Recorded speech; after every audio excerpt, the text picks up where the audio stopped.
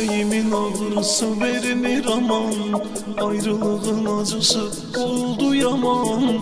Qorxuram ölərəm sonra gec olar, məni itirərsən elə o zaman.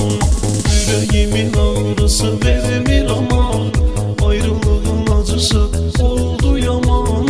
Qorxuram ölərəm sonra gec olar, məni itirərsən elə o zaman. Bu ne yaşamaqdır deyirəm, sabahıma yoxdur gümanım.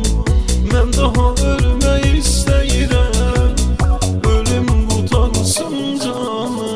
Mən öləcəm sənin əllərin, məzarımın üstünə gül düzəcək. Çox acı keçəcək günlərin, gözlərin hər yerdə məni gəzəcək.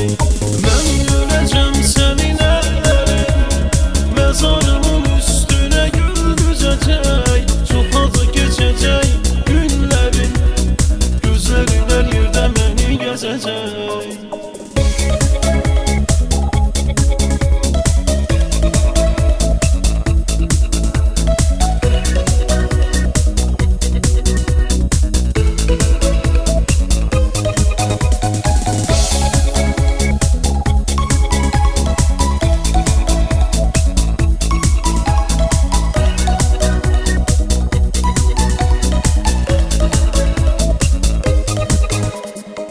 Həyat düşmanım oldu mənim, hər şeyi əlimdən aldı mənim.